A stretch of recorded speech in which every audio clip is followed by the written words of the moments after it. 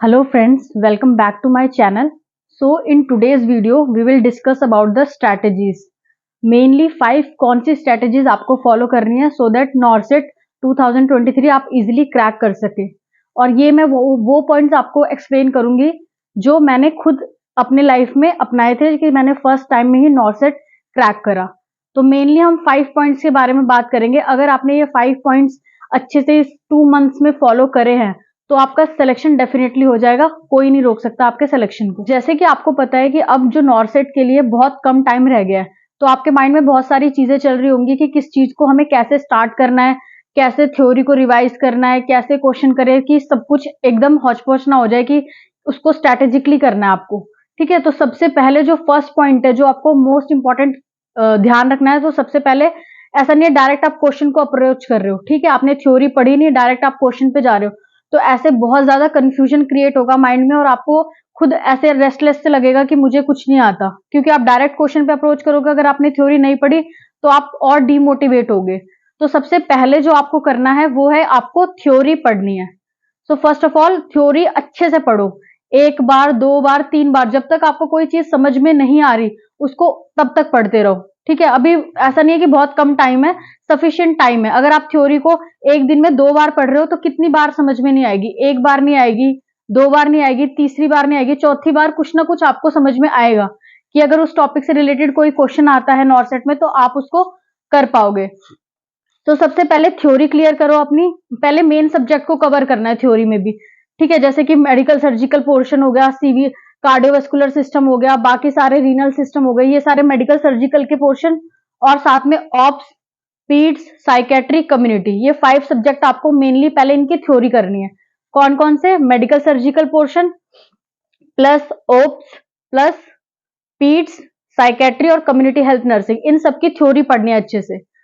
So first आपका clear हो गया कि थ्योरी को अच्छे से क्लियर कर लो अपने माइंड में। अगर आपको नहीं समझ में आ रहा, किसी अपने फ्रेंड को कॉल करो, कोई कॉन्सेप्ट नहीं समझ में आ रहा तो आप मुझे कमेंट सेक्शन में भी पूछ सकते हो। सेकंड, एक बार आपने थ्योरी पढ़ ली, जो जो आप थ्योरी पढ़ते जा रहे हो साथ साथ में उसके क्वेश्चंस करने हैं। ठीक है, लेकिन क्वेश्चन को ऐसा नहीं कि एक ही बार निकालना है। अभी भी इतना टाइम हो गया तो आप कोई ना कोई बुक फॉलो कर रहे होगे जिसको आप अच्छे से कर रहे होगे एमसीक्यू के लिए। तो एमसीक्यू के लिए आप जो भी बुक फॉलो कर रहे हो उस बुक को अच्छे से करना है, एटलीस्ट 2 टाइम उसको सॉल्व करना है। आपने कार्डियोवास्कुलर सिस्टम पढ़ा, कार्डियोवास्कुलर के क्वेश्चन अगर आप पीआर यादव से कर रहे हो तो वहीं से 2 बार करना है। एक बार मॉर्निंग में सेट लगाया, एक बार रात को सेट लगा लो। तो ये 2 बार क्वेश्चन को सॉल्व करना है। एक बार में करने से जो आपकी गलतियां हुई है, आपको ये ध्यान रखना है कि जब आप सेकंड अटेम्प्ट दे रहे हो उन्हीं एमसीक्यूज को, तो वो गलतियां ना हो। तो एक बार ये इसी तरह से आपकी एक बुक 2 बार हो जानी चाहिए। ठीक है, जो एनक्लेक्स वाला पोर्शन है, एनक्लेक्स में अगर आप जाओगे तो सिर्फ मेडिकल, अगर इस टाइम के अकॉर्डिंग देखो तो सिर्फ आप मेडिकल सर्जिकल पोर्शन कर लोगे तो वो भी सफिशियंट है, क्योंकि मेडिकल सर्जिकल से आपको पता चलेगा कि प्रायोरिटी बेस्ड क्वेश्चन कैसे आते हैं, आप किसको प्रायोरिटी दोगे ज्यादा। अगर 4 ऑप्शन में आ रहे हैं तो आपके लिए क्या इंपॉर्टेंट होना चाहिए, तो उससे प्रायोरिटी वाइज क्वेश्चन आराम से हो जाएंगे अगर आप एनक्लेक्स से करते हो। तो अगर आपने एनक्लेक्स पहले करी हुई है अच्छे से तो वेल एंड गुड, अगर नहीं करी है तो इस टाइम पे अगर सिर्फ आप मेडिकल सर्जिकल पोर्शन कर लो तो वो सफिशियंट रहेगा।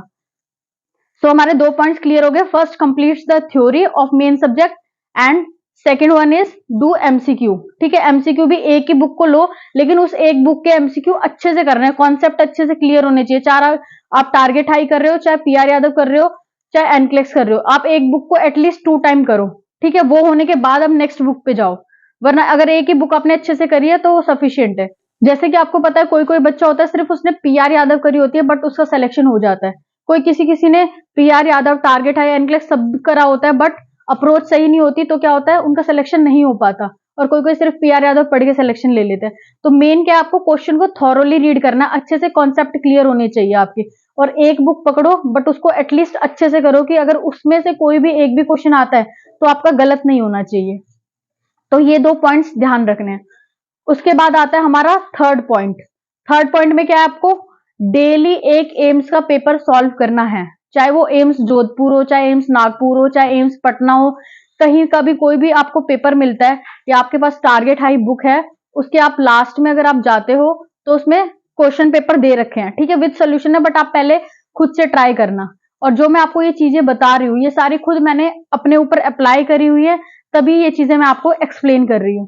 ठीक है, तो आपको हमेशा डेली रात को बैठना है, एक पेपर करना है। अगर आप 2 दिन में भी एक पेपर कर रहे हो तो सफिशियंट है। ठीक है, एक मंथ में अगर आप पेपर कर रहे हो, अगर आप नेक्स्ट मंथ से स्टार्ट करते हो, इस मंथ में आप अपनी थ्योरी और अपने क्वेश्चन कर लिए, तो ये नेक्स्ट मंथ से आपको स्टार्ट करना है। नेक्स्ट मंथ में क्या करना है, अगर आप 30 डेज है, 30 डेज में भी अगर 2 दिन में आप एक क्वेश्चन पेपर सॉल्व कर रहे हो तो आपके 15 क्वेश्चन पेपर सॉल्व हो जाएंगे। 15 मीन्स आपने 15 साल के पेपर कवर कर लिए ऑलरेडी। ठीक है, तो आप हमेशा डेली रात को नेक्स्ट मंथ से आपको करना है। इस मंथ में आपको थ्योरी रिवाइज करनी है प्लस एमसीक्यू, कोई भी एक बुक 2 बार करनी है। नेक्स्ट मंथ से आपको डेली एक क्वेश्चन पेपर किसी भी एम्स का स्टार्ट करना है, सॉल्व करना। ठीक है, ये मैंने खुद करा हुआ है, मैं आपको दिखा भी देती हूँ। जैसे कि आप ये देख सकते हो, ये मेरी खुद की नोटबुक है बनाई हुई, ये आपको दिख रहा होगा यहाँ पे, एम्स 2018। तो ऐसे मैंने भी सॉल्व करा है कि मेरे कितने मार्क्स बन रहे हैं। ठीक है, 83 मार्क्स। तो मैं चाहूंगी कि नेक्स्ट टाइम मेरी गलतियां ना हो। ठीक है, ये मैंने खुद ऐसे सॉल्व करा हुआ है। फिर इसके बाद अगर आपने एक बार ये कर लिया, इसके बाद जो भी आपको उसमें इंपॉर्टेंट पॉइंट्स लगते हैं कि जैसे जो मैंने पेपर सॉल्व करा, जो मेरी गलतियां थी या जो चीज ऐसी है जो मुझे नहीं पता या मुझे याद रखनी इंपॉर्टेंट है, उसको अपना पेज पे पॉइंट्स बना के लिख लो और उसको अंडरलाइन कर लो। ठीक है, ये जैसे एक पेपर हो गया, ऐसे ही आपका सेकंड पेपर हो गया। जैसे ये वाला मैंने एम्स जोधपुर एसएनओ 2018, तो ये मैंने सॉल्व करा है। तो इस टाइप से आपको डेली एक पेपर सॉल्व करना है।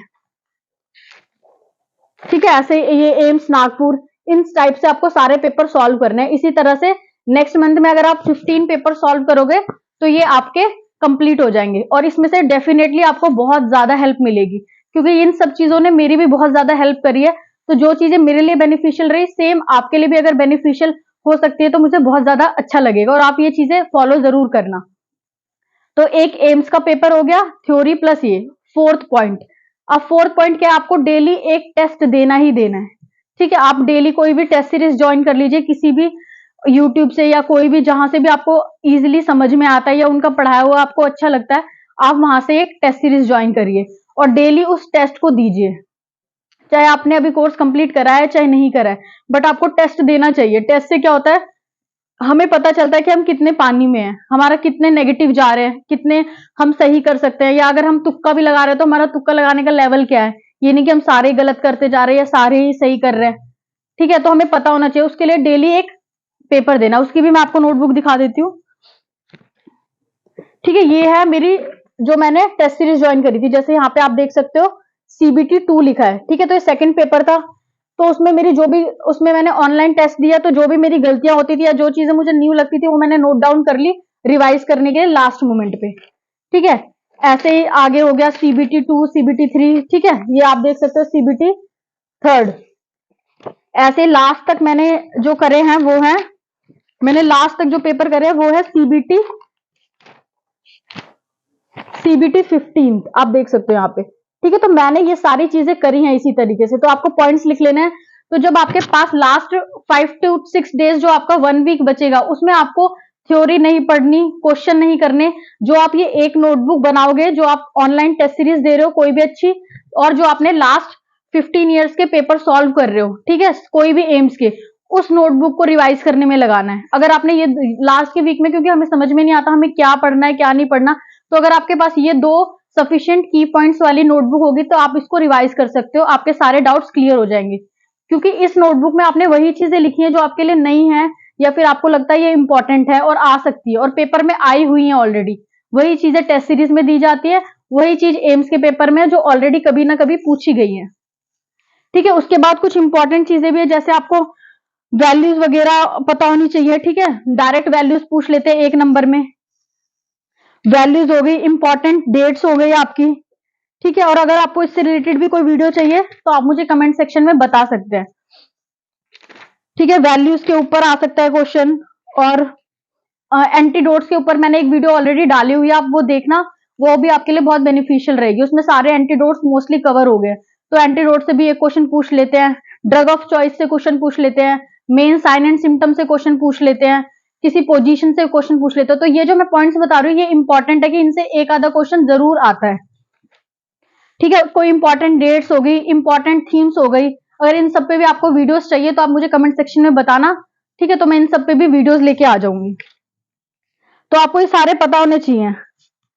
ठीक है, तो हमने 4 पॉइंट्स क्लियर कर लिए। क्या हमारी मेन स्ट्रैटेजी होनी चाहिए? पहले आपको थ्योरी क्लियर करनी है, थ्योरी के बाद आपको कोई भी एक बुक 2 बार सॉल्व करनी है अच्छे से, कि उसमें से कोई भी क्वेश्चन आपका मिस ना हो। थर्ड, आपको एम्स के पेपर सॉल्व करने हैं लास्ट ईयर के, और अगर आप चाहते हो कि मैं वो पेपर भी सॉल्व करवा दूं तो आप मुझे कमेंट सेक्शन में जरूर बताएं, और मेरी वीडियो को लाइक, शेयर एंड सब्सक्राइब जरूर करें ताकि मैं मोटिवेट रहूं और नेक्स्ट वीडियोस बनाने के लिए। ठीक है, तो इसके बाद आपको अच्छे से एम्स का पेपर करना है, एक डेली खुद से करना है, उसके बाद आपको चेक करना है क्या गलतियां रही है। फोर्थ पॉइंट क्या था? आपको एक टेस्ट सीरीज ज्वाइन करनी है और डेली एक टेस्ट जरूर देना है। And last and final, control your negative marking. ठीक है, आपको नेगेटिव मार्किंग कंट्रोल करनी है।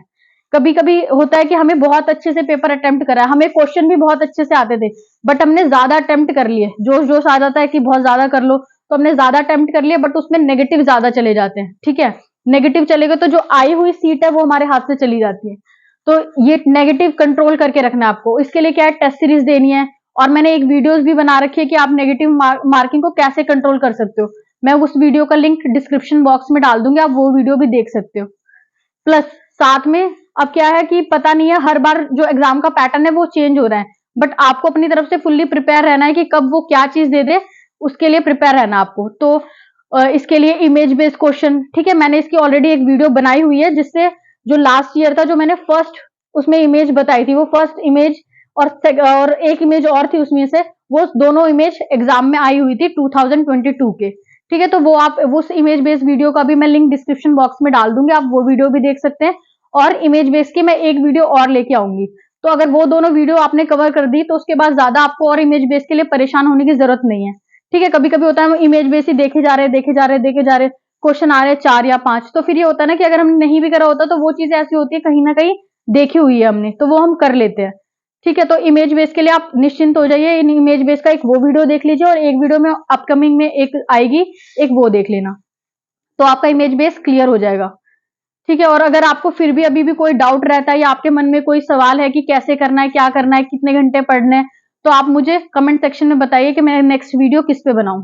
बस मैं ये चाहती हूँ कि मैं जो भी वीडियो बना रही हूँ, अगर आपको एक पॉइंट भी अगर आपके लिए बेनिफिट दे रहा है तो वो मेरे लिए बहुत बड़ी बात है। आई होप ये वीडियो आपको अच्छी लगी होगी। Please like, share and subscribe जरूर करें। Thank you.